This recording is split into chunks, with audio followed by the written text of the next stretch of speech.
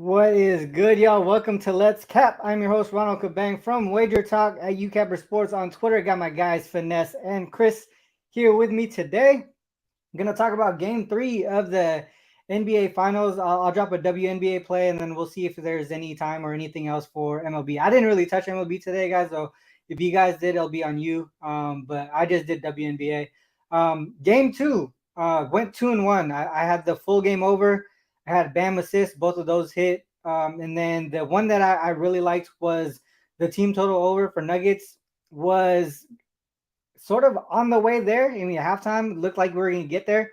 And then they struggled in the second half. Was really hoping for Murray to hit that three to get into OT. That would have been nice, but didn't happen. So 2-1 on game 2 there.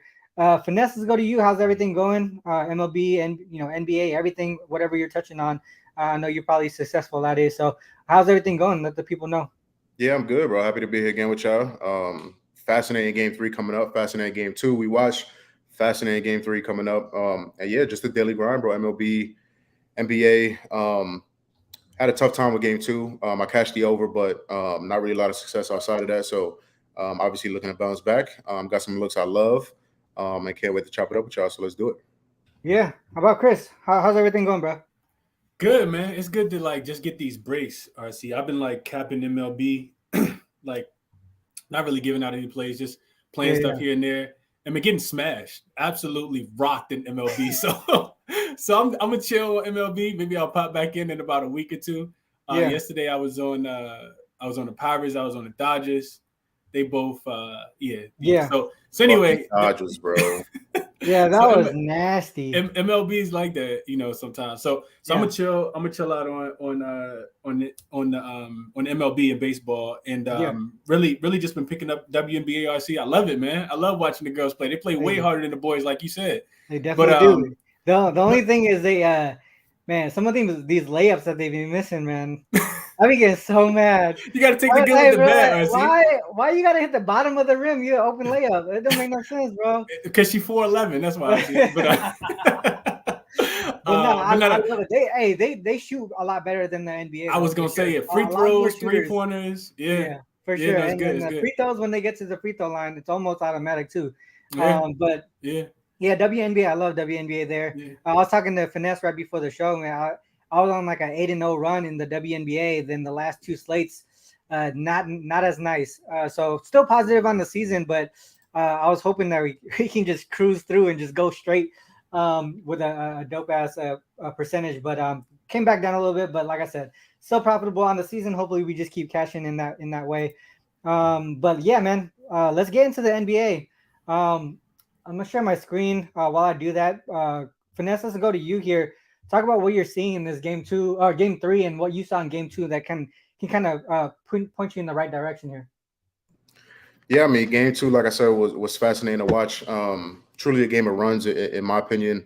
Denver goes on like a 40-14 run, still lose the game. We saw Miami kind of come out punch early. Denver was able to respond, and then Miami kind of puts the hammer down in the fourth quarter. Like a defense and effort on defense for Denver. I think it's something we saw in game 2, and I think that's something that they obviously get together moving forward in the series. I don't want to discredit Miami at all. I think Miami played a really good game. I think the adjustments to see from both coaches, especially Spo, is fascinating to watch. They got outplayed in game 2, and that's what Miami does, right? They can get outplayed for stretches, majority of the game, and still find ways to win. That's why I leaned Miami spread. I think was too many points even on the road, and they got it done. They found a way to get it done. Denver shot better from the field. Out rebounded them. Denver did commit more turnovers, but they got outplayed in the paint, and Miami still won the game. So moving into game 3. RC, you want picks and analysis now? Or you want to? Yeah, I mean, we can talk about that. Just go through it and see what we have.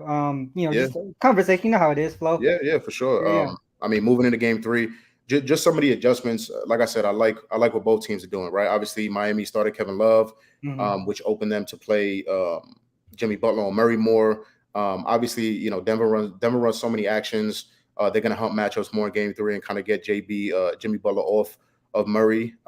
Same thing Miami does. A lot of teams like to switch most or switch everything. So it's not just going to be a one-on-one game with Jimmy Butler and Murray. So I think actions get Murray more open. I saw Miami crowd the elbows a lot too on Murray actions, right? When Murray's handling the ball and driving, kind of getting in the middle of the paint, they're collapsing a lot better, sending more bodies at him, making them pass the ball, be a playmaker rather than a scorer. And it worked. It worked. I think 18 points. It didn't shoot that well.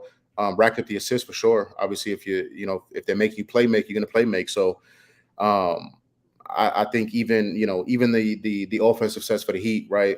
When you're running the Bam and Jimmy Butler action or Bam and game visit action, top of the key, I think they did a great job getting shooters open in the corners, running back picks and stuff like that. So those are the adjustments that are so fascinating to me. I think I can't wait to see what we see in Game 3. In terms of Game 3, I'm on Denver. Like I said, I think Denver outplayed them for most of the game. I know they're going back to Miami, but I think Denver's a better team. I think they're the longer team. I think we see adjustments. We see a statement game at Game 3. I think going back to 2015 or 2016, series is tied 1-1. Winner of Game 3 wins the series like 85% of the time. So I think Denver's going to win a series. I think they're going to win Game 3. I know Chris is going to touch on this a little bit more, but I like them early as well. I think it's a statement game, right? A lot of things can be improved on from Denver. And I know Miami's going to do the same thing, right? I'm not trying to disrespect Miami. I think it's a hard-fought game, close game as the spread indicates. But yeah, we saw Joker's assist numbers kind of plummeted Game 2. Denver shot 18% off of Jokic passes. So that's crazy. Yeah, we were kind of talking right before the show about that, right? Like he still had the opportunities.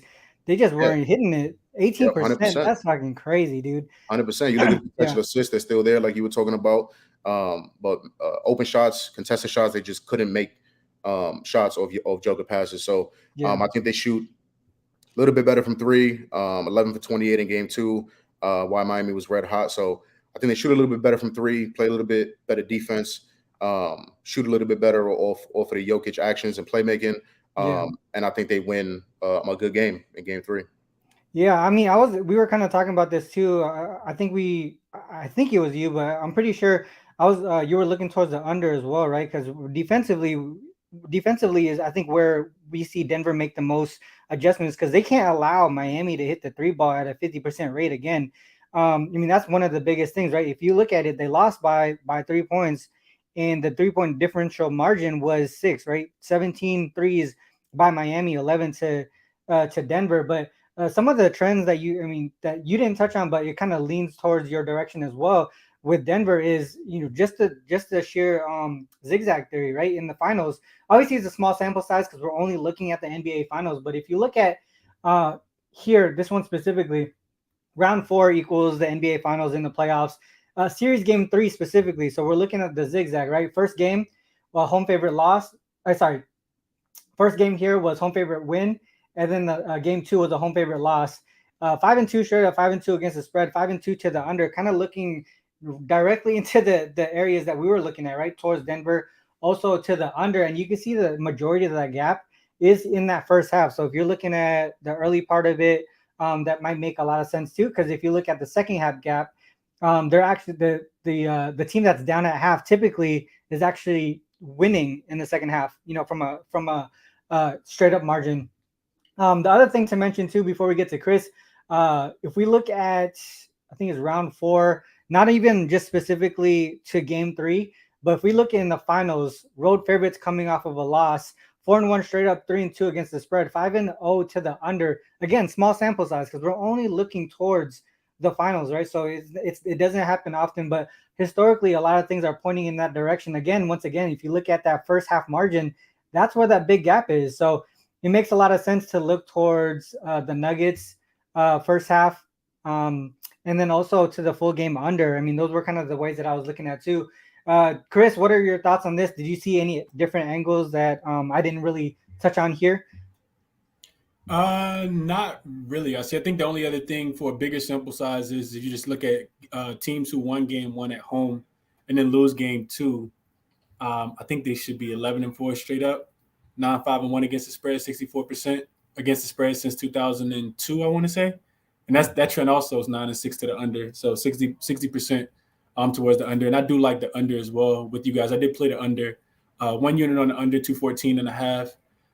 And for me, it's just it's the pace. RC, we talked about. I've been talking about this a little bit. The fourth quarter game too, right? Everybody was thinking over. Yeah. In the game in general, but they had 36 points in the fourth quarter on 19 possessions. They had an offensive rating of 189.5 points, 100 possessions. All right, so that's the most efficient quarter of any team in the last 2 seasons of basketball. 2,640 games, 5,280 different teams. Right, wow. So it took a historical feat for them to kind of go over the total, because the game still barely went over. Both of these teams were extremely efficient offensively. Both teams missed shots, but you look at offensive rating, they were still, really, really good. And then also, just another outlier, a tad bit of an outlier at this point. Miami continues to shoot the 3-point ball really, really well. They shot 17 for 35 in game 2.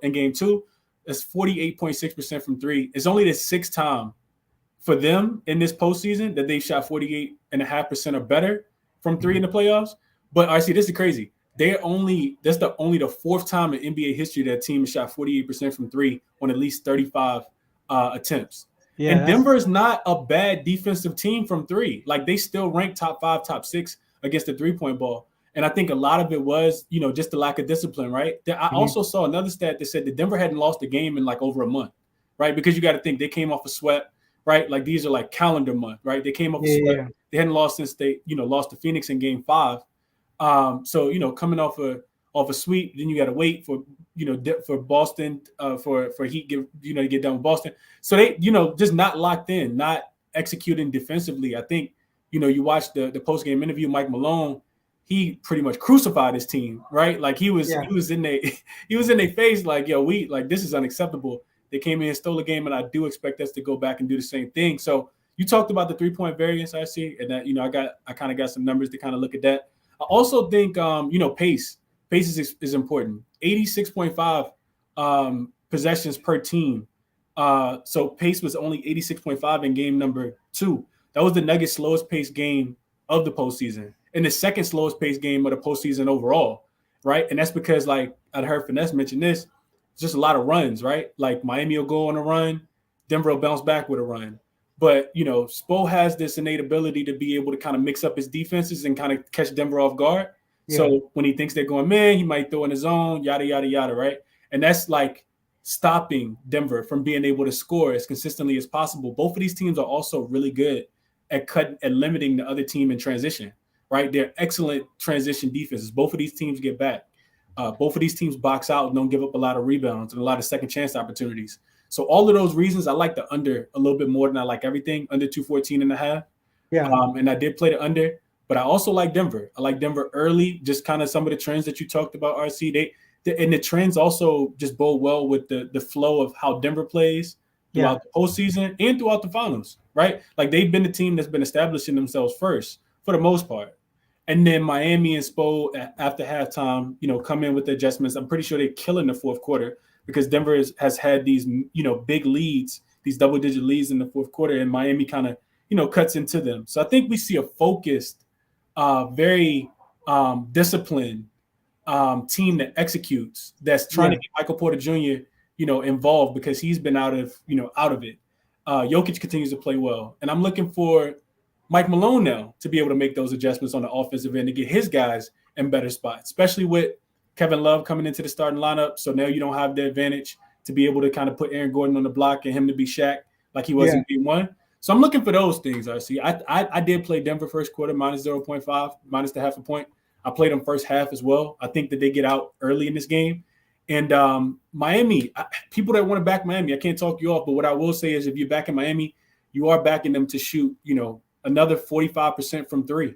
Right? Mm-hmm. Which is not possible. Like I said, they've done it 6 times, but you really need them to shoot the 3-point ball really, really well. And I like Denver's defensive, what I anticipate to be their defensive intensity in this game, RC. So I played Denver in the trifecta, first quarter, first half, and full game. I got a half a point for first quarter, first half.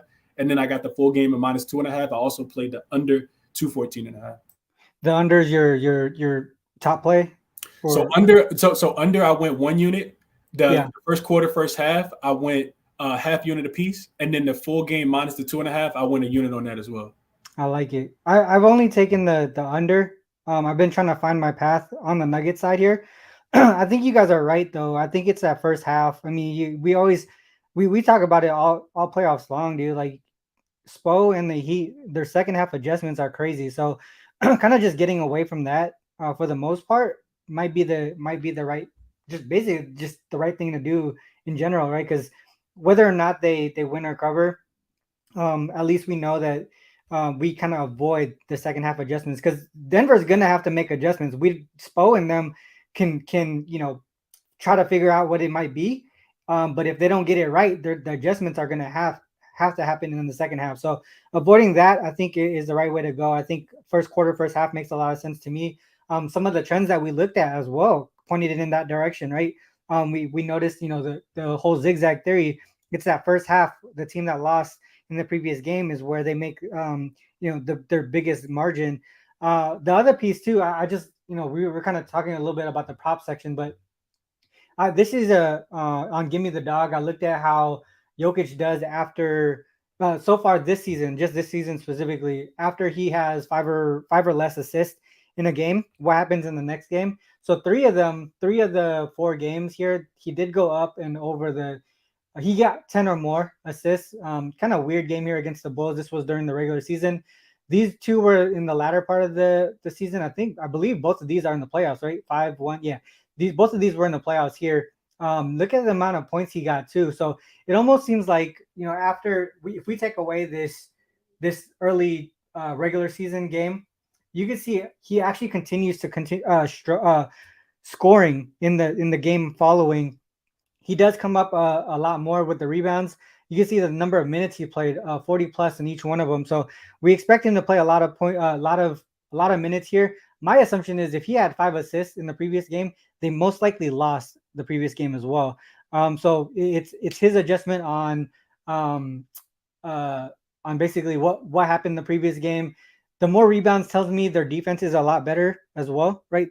Likely most of those are defensive rebounds. So that also points to the under again. So, man, a lot of things that we're talking about is still pointing to Denver, mainly to the under as well.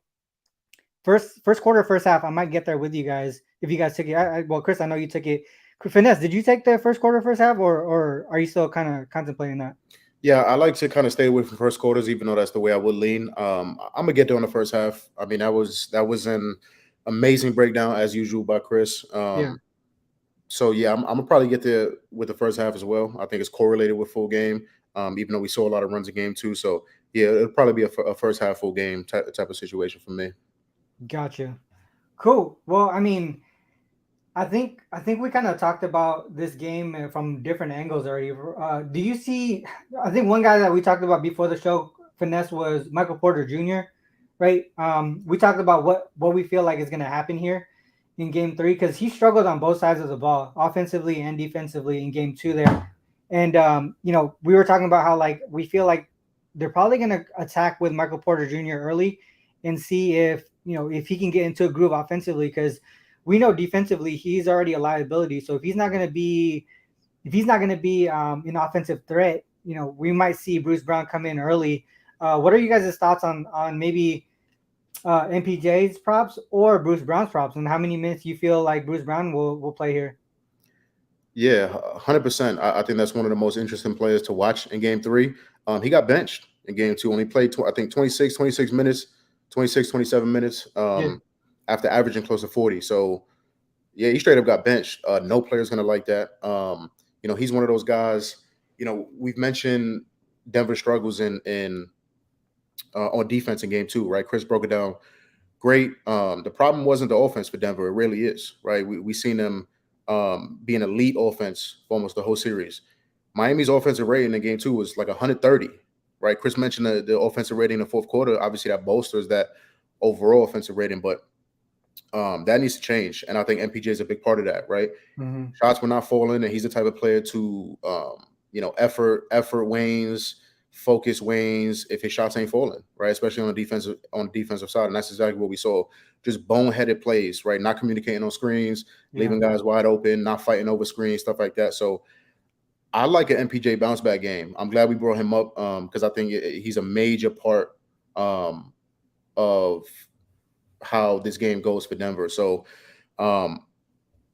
like you said, I think they run some stuff specifically designed for him early, try to get his head in the game, get a shot to fall. And I'm gonna say his first shot falls. I'm gonna go on a limb and say that. And I think that that sets the tone for most of the game for him. So a couple of things I was looking at. I'm gonna definitely pair his 2+3s with something. We're gonna discount either odds wise or the actual number wise on almost all his props because of what they saw in game 2 and his inconsistency. So I'm gonna definitely pair his 2+3s with something. That's for sure. And I'm probably get there with his points and rebounds sitting at 21.5. We're getting a discount, like I said. I think it's been 23.5 for a while now. So we're getting that discount. I think he's a threat to give you 18 plus points. The rebounds, like I said, are always going to be there. If he's 100% focused, he's getting his 37 plus minutes. He's 100% focused. His shots are falling. He's definitely a gremlin on the board. So 21.5, I think, is a bargain that I will take. Nobody's going to want to bet him. Everybody hate him. Everybody think he a bum. Fuck MPJ. That's when I want to hop on him. That's when I want to hop on him. Balls. Yeah. I think a lot of people, like you said too, I heard, was thinking that maybe Bruce Brown comes in for MPJ. Like I just said it too, right before I brought it to you. But just looking at this here, you can see KCP has actually been the worst on the court so far this series. We can maybe MPJ attacks early, he gets into a groove. KCP continues to struggle. Man, we talked about those fouls, those back-to-back 3 fouls. Those were sort of like momentum killers. But maybe Bruce Brown takes KCP's minutes. That would make a better, I feel like, lineup to close out the game, at least for the most part, especially defensively, man. Those were, for being a veteran, right, being in this situation, you would have thought he would have made some better decisions there. But Bruce Brown, definitely a capable defender. Actually, the best defensive rating on the team. I would expect him to get heavy minutes here in Game 3. Chris, I know you did a prop show with Munaf just recently or earlier today. What are some props that you're looking at? Yeah, so just touching on the Michael Porter Jr., I think it's definitely gonna go one of both, one of two ways. Like Finesse said, either he's gonna come out, and I would also agree with you guys. I think Mike Malone, if he's two things I want to mention before I talk about Michael Porter Jr. First, he's 24, right? Yeah. The psychology of Eric Spoelstra understands that if I can get Michael Porter Jr. away from the good things that he likes to do and how he likes to be involved, then maybe he'll let up in the other areas, right? So I think all of that is part of the plan. Like, we have to blanket this guy.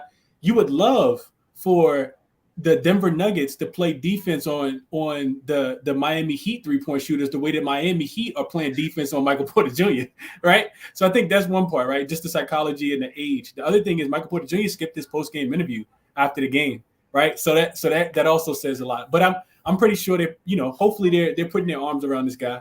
They're uplifting him. I think, they probably run something for him early, like you guys mentioned. It might not even be a 3-pointer, though. I tweeted this earlier. It might just be a backdoor cut towards the rim just so he can see the ball go in, right? And then that leads to your offensive capability. So Michael Porter Jr. is an interesting guy, but the same way nobody was on Max Strus in game number 2 after going 0 for 10, it feels like this could be Michael Porter Jr.'s bounce back game. He's averaging 16 points on the road as well, and he's making 3 threes per game, which is leading their team in road games and in 7 playoff games as well. So that's the Michael Porter Jr. breakdown, and my 2 cents on that. As far as props in this game, I think if I'm betting on anything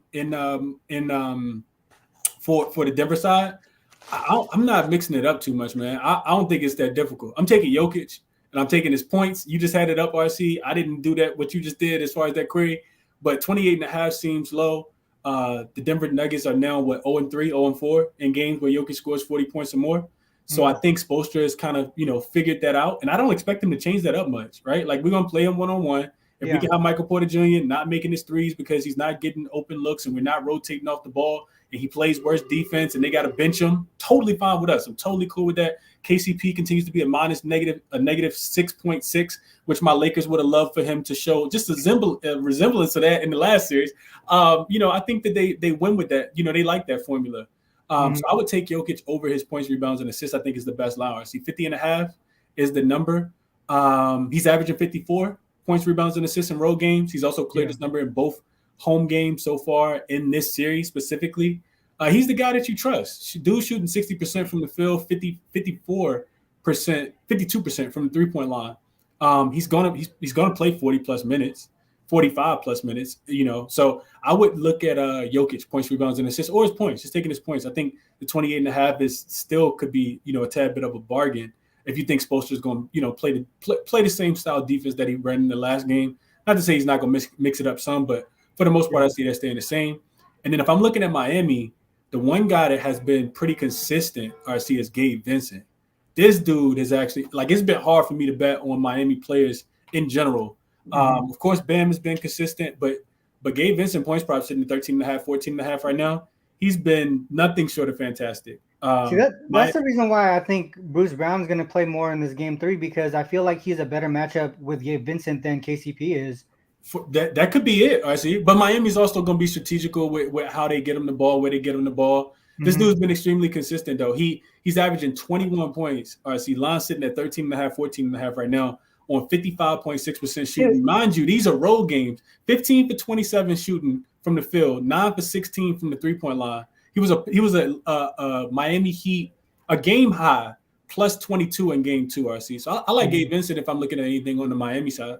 But we always talk about this, Chris, and I didn't take the prop, but I want to just talk about it. But we always talk about how sometimes the line tells a story, right? And obviously with those types of averages, to see a number at 13.5 and the consistency of him hitting over it, wouldn't that be telling you something like that Denver's going to make the proper adjustments to go under? I don't think that. I think so, RC. In general, I think so. But for Gabe Vincent specifically, as long as he's going to continue to shoot 12 to 13, 14 times, if I can get a point per point per shot, I'm totally fine with that. This to me, RC, I think the difference is Miami has so many role players that you just don't know who the guy's typically going to be. But Vincent has been consistent. So this to me, RC, feels like Caleb Martin in the last series, right? Caleb Martin was a guy that I didn't bet on last series, right? I didn't bet on Caleb Martin because I just thought that he was going to eventually come back down to earth. He proved to me and the rest of the world that you should have just bet on me every single game and you would have went over every single game. You would have made money every single game by betting on. So it just feels like Gabe Vincent is the guy that's going to play the minutes. He's going to get the open shots. He's super confident right now. So I would think that he would be the guy that kind of keeps it rolling. We're not asking him to score 30. You just need 15 points from him. And I think he could get that, especially the way he's been shooting and the confidence he has to have coming back home, especially with Jimmy not being super aggressive offensively. Jimmy shot 7 for 19 from the field. Bam's going to get his because he has a matchup with Jokic, but who else are you consistently counting on, out of that group? So I didn't play Gabe Vincent, but that's the way I would look. I see if I'm playing a player prop on the Miami Heat side. Makes sense. Real quick, I saw the chat. For some reason, I'm just now looking at the chat. But Jeffrey mentioned, why you guys think the role players will play better away from home for the Nuggets, and then if anything, Joker and Murray have to take them to the promised land. But I think that's what Spoelstra wants them to do, right? If you listen, I listened to the Steve Kerr comment about on the Draymond podcast, right? They want Joker to be the lead here. They want to take away everybody else. Look at what happened with him scoring 40 points, and Chris just talked about it too. What is their record when Jokic scores 40 plus? It's not that great, right? He needs to be the person leading the team in distributing the ball and putting people in the right direction. But if they're going to allow Joker to just continue scoring and nobody else do any work, that's been the recipe for success for their opponents. And it seems like if that's what they want them to do, and they need the role players to step up here in Miami for them to get the win. So I think that's the strategy. I mean, you're saying if anything, Joker and Murray need to lead them. They want that to happen. So Denver wants the opposite, right? You need the role players to step up here. And I think they're going to attack, like we just talked about, attack with MPJ for the most part, and Aaron Gordon. Get back to that dunker role for him. and how he was successful in game 1. But for the most part, I mean, as far as from a betting perspective, like I said, I took the under. I'm probably going to get there with Denver first half. But that's pretty much, I don't know if I'm going to touch any props, but I would say MPJ would be the right way to go. I think he steps up here. I got a follow-up question for you. If you Yeah. mind. If you had to play a team total under, let's say Denver comes out and they shoot the ball really, really well, would you lean at all towards Miami team total to go under? Yeah, and I'll show you something that I looked at earlier. Actually, I think I brought it up earlier. One second.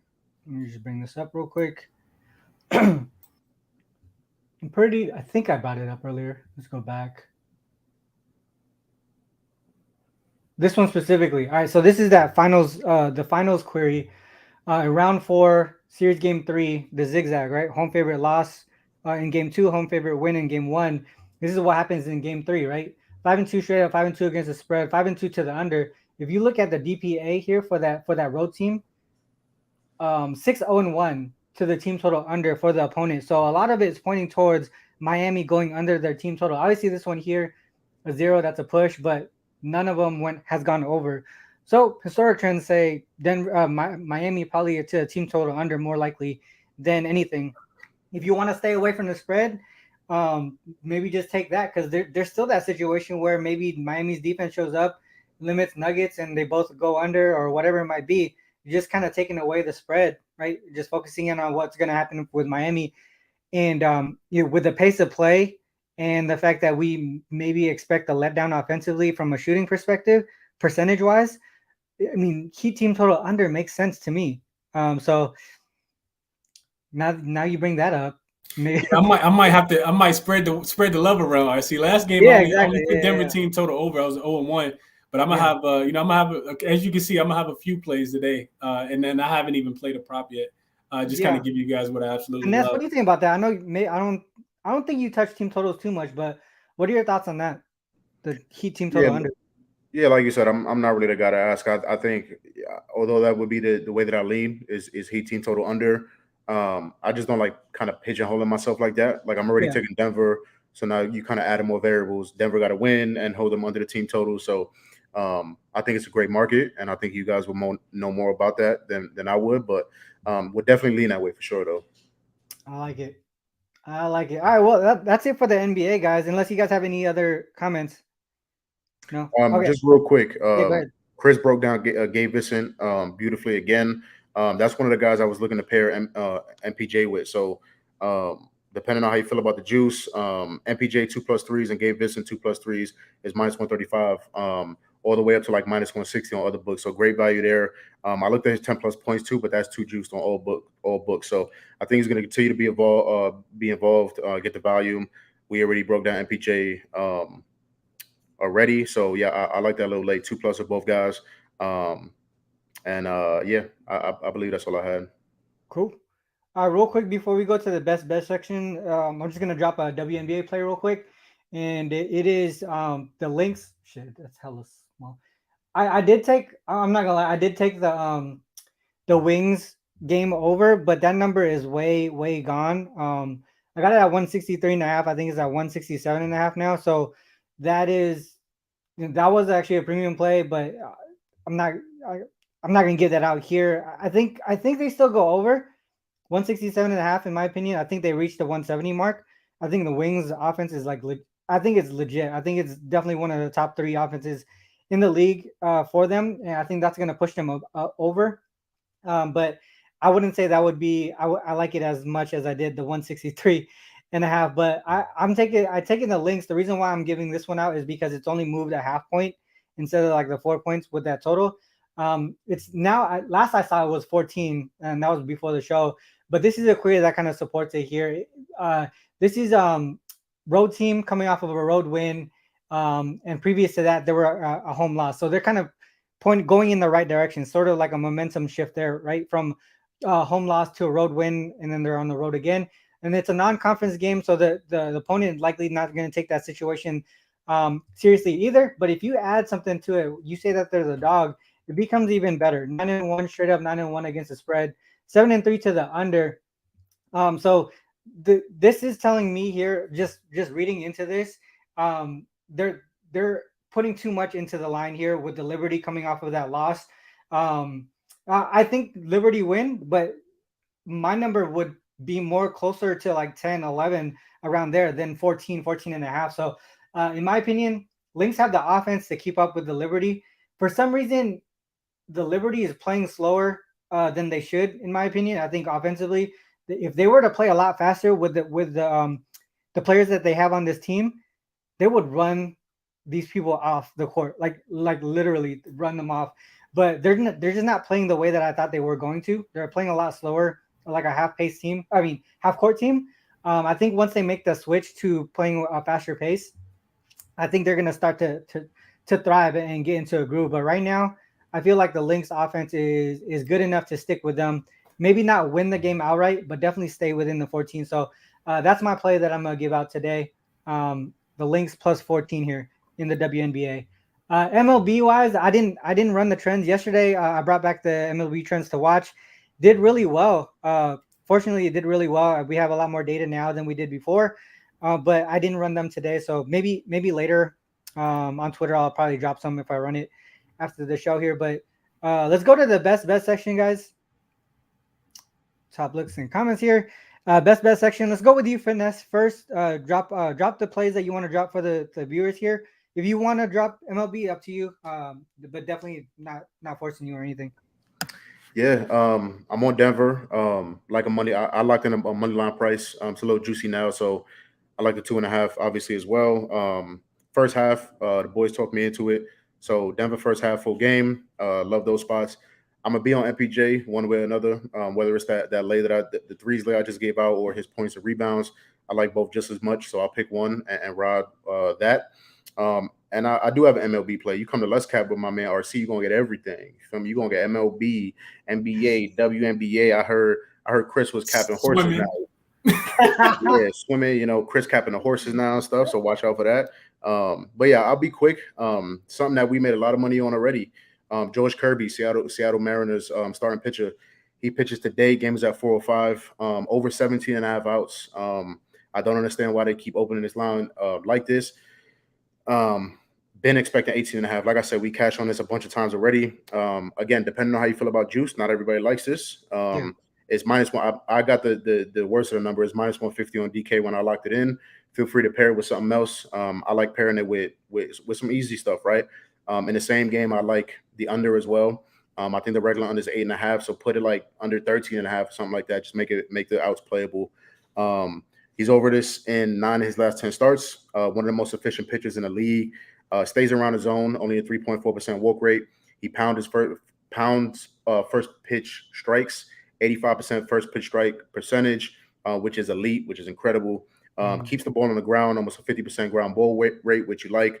More weak contact, more double play ball, stuff like that. Averages just 12 pitches per inning this year to get through an average of 6.7 innings per game, which is crazy. 12 pitches per inning.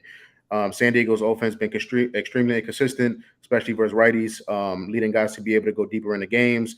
6 of the last 7 starting right-handers have covered this line over the last 14 games versus righties. 27th in batting average, 23rd in OPS, 20th in WRC+. The Padres lineup is a patient one, which can drive pitch counts up. That's not a problem with Kirby. Kirby's going to attack the strike zone. He's been excellent on the road, 6+ innings in 5 straight, all 5 road starts, 2.34 ERA. A whip under 1, 80% of base runners are left on base with Kirby on pitching on the road. So I love this spot. Basically like a system play now, whatever you want to call it. So if they're going to give it to me playable, I'm going to play it every single time. I think it's a good matchup for it too. Game starts at 4:05. So Kirby over 17.5 outs, Denver first half, Denver full game, top players of the day. I love it. I love that Kirby play. The numbers that you put out on that, the first pitch strike, also the number of pitches per inning, that is also telling of how long they can go in a game as well. So I like that play a lot. That makes a lot of sense to me. Chris, go ahead. What you got? Let's go. So best bet of the day. Let's start with 1 unit play. So 1 unit play on the under 214.5. I talked about game 2 being extremely difficult to get to that over. Miami kind of just keeping Denver off off balance, I would say. Denver scores on runs, and then they have times where they can't score at all. And I think that continues throughout tonight. I also expect a lot more, just locked in efficiency, effort, defensive communication, from the Denver Nuggets as well. So I like the under. Pace is also down, I see when you just look at that. So under 214.5, 1 unit play.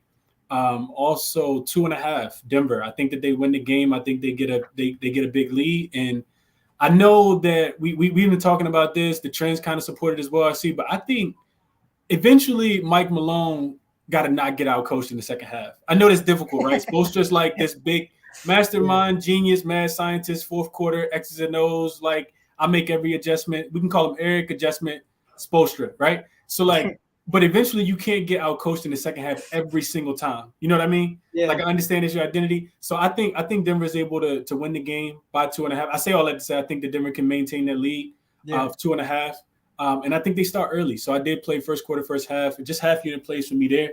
But I do like Denver a lot tonight to bounce back and kind of get right. I think the trends support it. I think the effort supports it as well. And I don't think that Miami shoots 47, 48, 50% from the three-point line today. So give me Denver, first quarter, first half unit plays, full game, minus the 2.5 is what I got. 1 unit, full game under 214.5. Love it.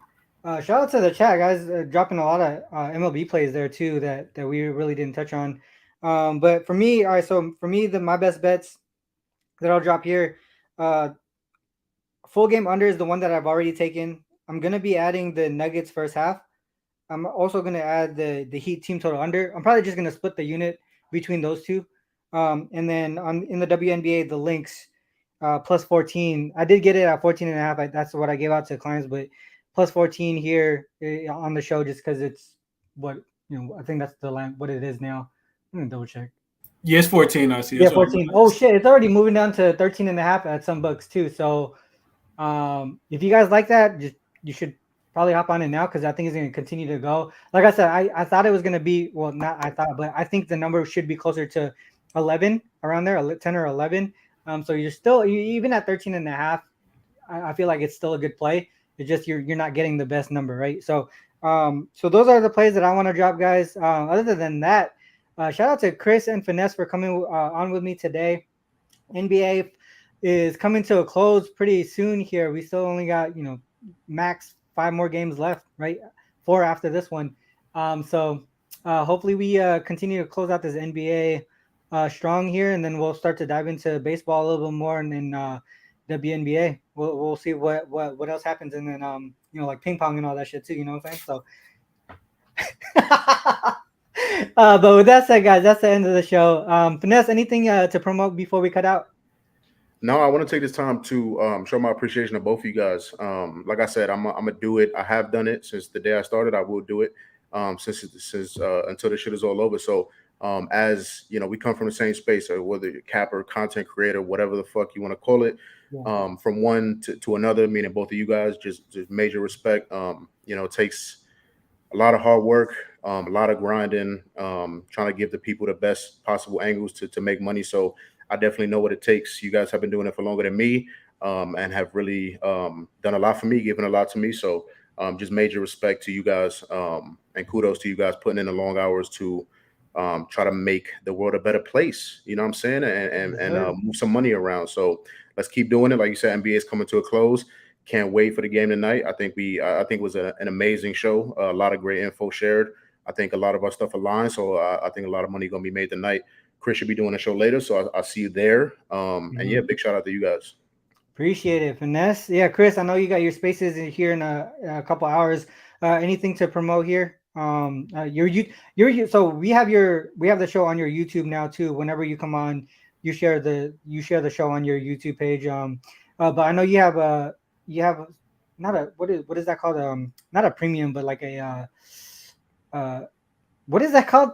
It's like a premium. You could call it premium, like membership. Premium VIP exclusive membership.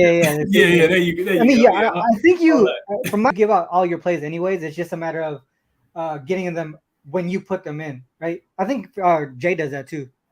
Yeah, it's very, very similar to what Jay does. But yeah, so nothing to promote. I think echo on what Finesse said. It's dope to be able to rub shoulders, rub elbows, and kind of be able to break it, break these games down and chop it up. We all see them differently, and it is really cool when we align. I think it builds confidence, in our plays and in our picks and whatever the case might be. So, always grateful for the opportunity to grace the Wager Talk now. Let's Cap show. So shout out to URC, shout out to you as well, Finesse, my guys. And let's enjoy the game, man. I think no matter how much money you got on it, we got to enjoy it, especially when it's it's really, really slim like this. And we're seeing really good basketball as well, right? Finals are the highest of the high. So enjoy the game tonight, everybody. Hopefully we can make some money while we're doing so. Yes, sir. With that said, guys, make sure you guys hit the like and subscribe button here on the YouTube channel, whether it's mine or Chris's. On Twitter, you can just hit the little heart or the retweet just to share the show if you like what we're doing here. Other than that, guys, always got to close out like this. Whether you fade us or follow us, it is on you guys to make that call. Good luck with all your action. Till next time, peace. Oh, where is my button? There you go.